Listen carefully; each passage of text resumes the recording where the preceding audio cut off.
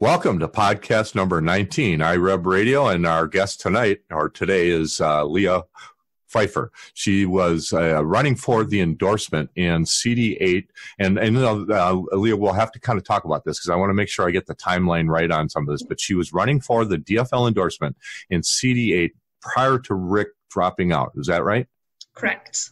And so you decided at some point, and actually, well, I just go ahead and say hi and tell us a little bit about yourself first. Yeah, no problem. So thank you for having me on. I've followed the Indivisible group that you are such a wonderful leader of for a long time. And I'm really, really proud of the work that you guys are doing and the work that all the Indivisible and resistance groups are doing around the state of Minnesota. So thank you for that.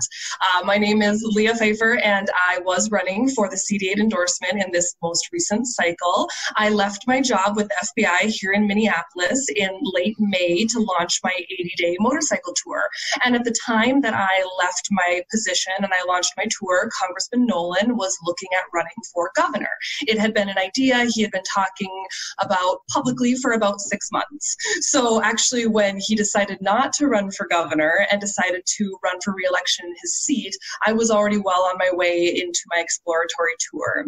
And I haven't shared this too widely, but when I found out that he was going to seek re-election, part of me almost hoped that my exploratory run wouldn't be a massive success so that I could make the decision in good conscience to not run and to go back to the national security positions and public service I had become accustomed to. But through the course of the 80 days, I did get to all 18 counties, covered 7,000 miles throughout our massive, beautiful 8th district, and, heard a lot of differing opinions and attitudes and a lot of desire for new leadership, some frustration, some new people who were just excited about getting new representation in a district that has been held primarily by men for the last 75 years.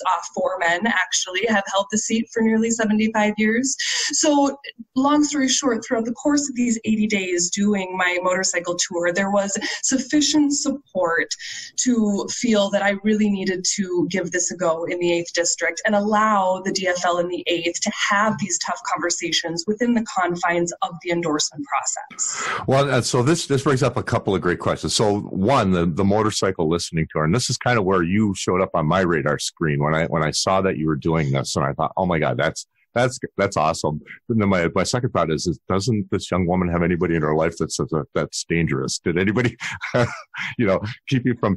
But I thought it was awesome. And so the other thing too was I'm a big believer in the endorsement process. There's a lot of talk about where we should do away with it. It's exclusive. There's a lot of, but I've been through it, and I've actually taken very, very high level of activity in it, and I believe in it. And so your campaign was about that too.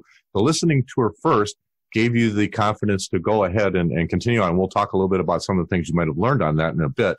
But the DFL, the opportunity that the endorsement process gave you, now that's what you were going after, because you're not a deep-pocketed person. You don't know how to go out and earn the kind of money that Rick Nolan knows how to run. So you have this one chance with the party to go in and to show that you can organize a campaign, and if you do a good enough job and you win, the party will give resources to you. You want to talk a little bit about that?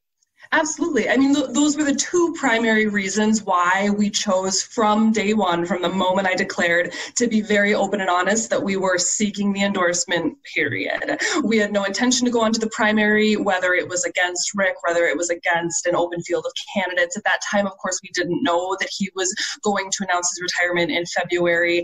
So the 2 main reasons we chose to go for that endorsement was, A, as you mentioned, myself not being a deep-pocketed person, also not having run for public office before, having spent the past 10 years in the federal government. I was actually walled off from being extremely politically politically active by the Hatch Act, which is the federal regulations that govern federal employees' involvement in politics. So, not having the resources that someone who has run for office before might have was obviously a big factor in my decision to run for the endorsement, so that I could get those resources that the party should provide once the endorsement happens. The second reason was, as I alluded to earlier, there are a lot of conversations happening in the 8th that continue to happen that some might call divisions within the DFL party. I don't call them divisions. I honestly think that they are opportunities for growth. And the 8th has changed enormously in the time that we have existed. And to have those tough conversations within the safety and the respectful confines of our democratic process is, to us and my team, the best way to have those conversations. If we drug this out to a primary in August, having these tough conversations between, for example, people who are pro-Line 3 or pro-Polymet and pro-Twin Metals, and those of us who are concerned about these projects, to have tough conversations about the future of our district economically, socially, and to drag those sort of discussions out until August was only going to make us weaker in the face of the November general election. So those were the two main reasons why we chose to only seek the endorsement. Have the tough conversations early on so we can be stronger and not go through that divisive primary, and to have the resources necessary to win in November. And so that brings up an interesting point. So then you made it to after doing a listening tour and gaining some understanding of the congressional district, you made it to the convention and proceeded to win 10 ballots in a row? Correct. Yes. Yeah, I think at one point we were at 53%, and you need 60% to get the endorsement. So after about 13 hours and 10 ballots, we were just sort of gridlocked, and we weren't able to move forward. It was getting to the point where people were starting to leave the convention, and if enough people left the convention, there would be legitimate questions about the legitimacy of the endorsement. So we made the tough decision after 10 ballots to not continue on, although there were certainly a lot of people on my team and Joe's team as well that wanted to continue and wanted to try to get that endorsement. But with how long we'd been, at the convention and with people starting to leave, it was really doubtful that we were going to be able to get a legitimate endorsement at the end of the process. Well, no, that's actually quite a shame. All that work to end with no endorsement, then there was quite a bit of resources that were left on the table that with nothing, no work being done then inside the congressional district until the end of the primary. And so, and that's a shame. And I felt bad, but I don't want to dwell on that. We've got to build and move forward. And so, you kind of alluded to a couple of things, and I wanted to back up a little bit. You're a North Shore person, and of course, for most of us down here in the cities, that's like heaven, and we all love the North Shore. I'm also very appreciative of your very strong pro-environmental stances that you have taken with regard to Polymet, and I know that's a very popular position with a lot of folks down in the metro. But I wanted to actually ask you a couple of questions about Two Harbors, if you don't mind. I love, where Palisade Head is?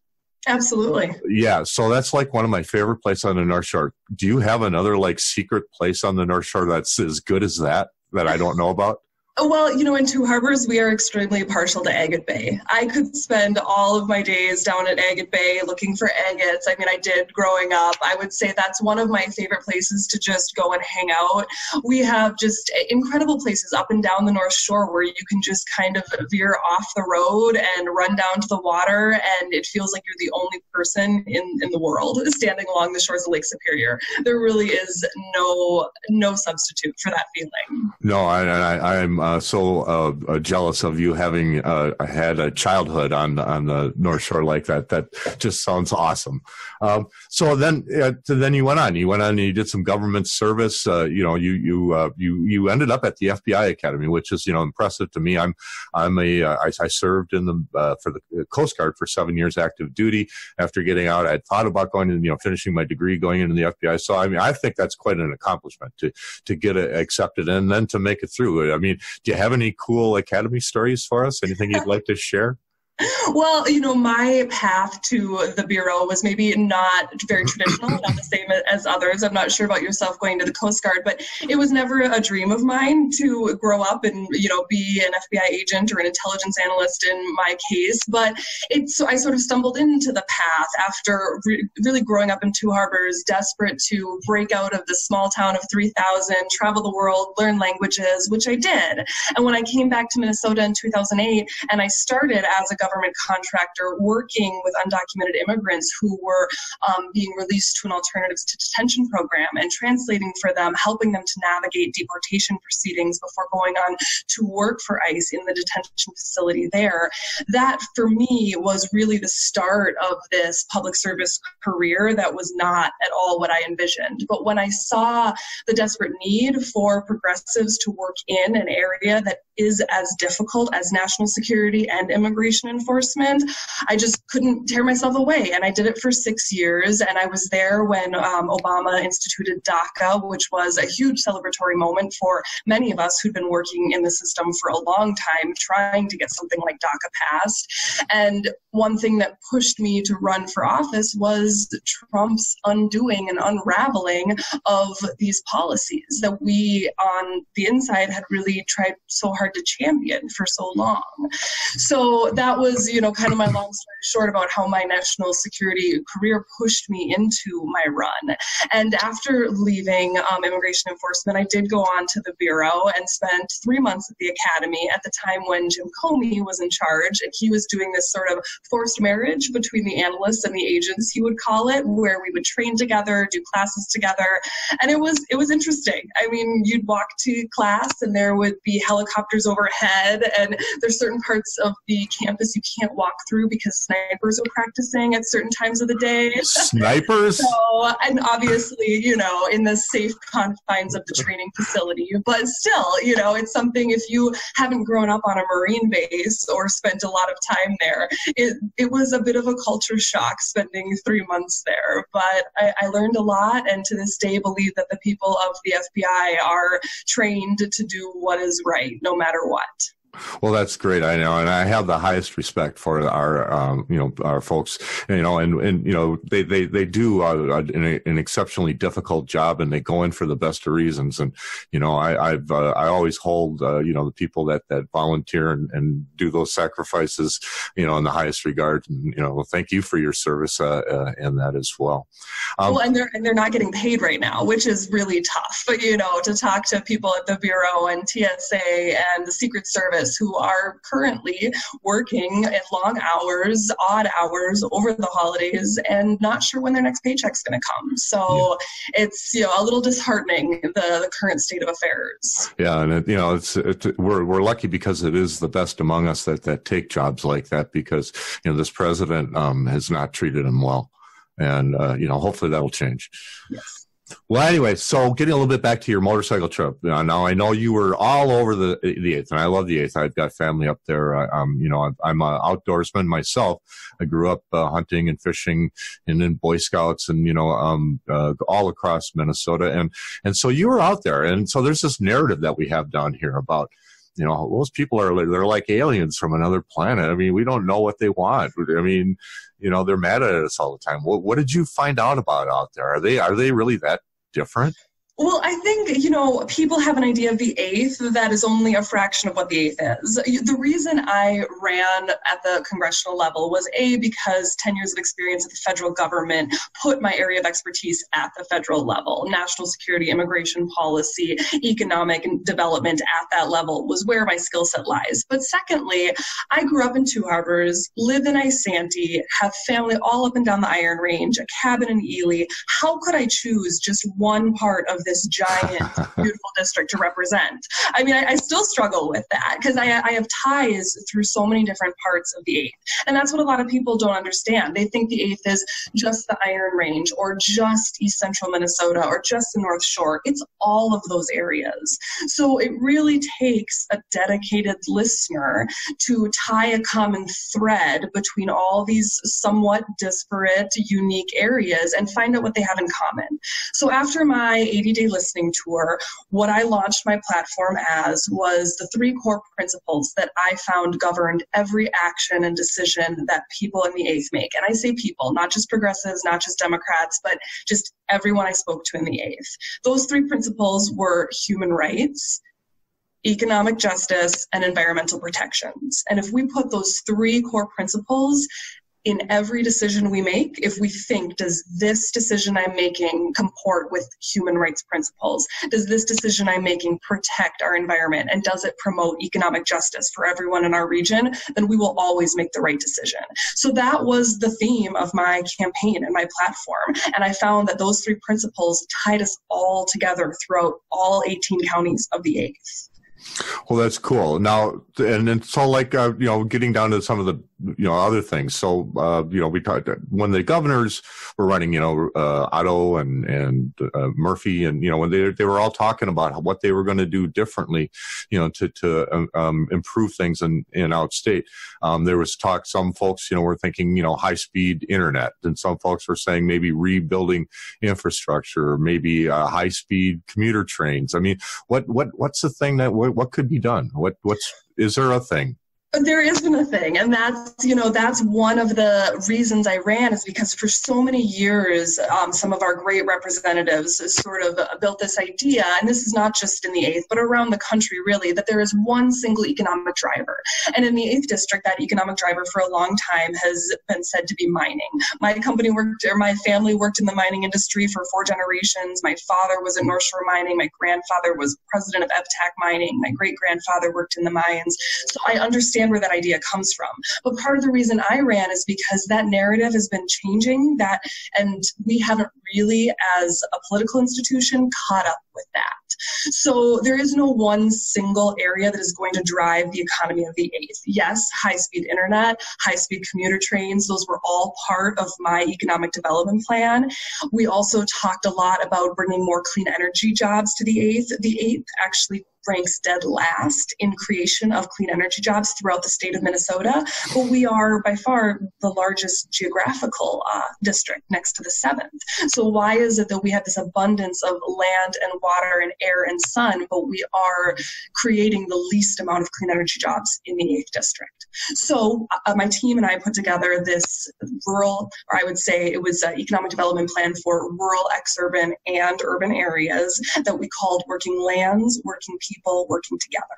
And it was this combination of all these different ideas that together would drive the economy of the 8th district forward. So, speaking of the 8th district, we are going forward. That's a race we need to win back in a couple of years. So, obviously Rick deciding early to think about running for governor, and then, jumping on board the ticket at the last minute like he did, he must have known that seat was in doubt. We have to win that back. It's important. I mean, these are our people. What are we going to do? What needs to be done there?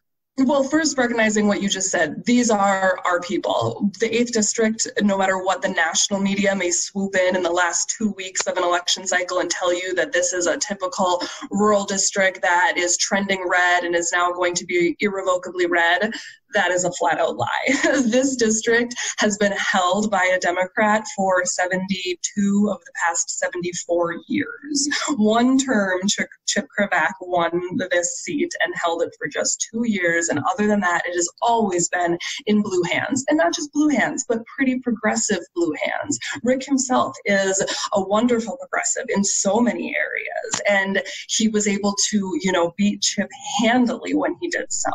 So I like to always push back on that idea that just because of our geography and because of the demographics of the district that we tend to trend a little more Caucasian, a little older than a lot of other districts in the state, that we are somehow irreversibly red now. We are not.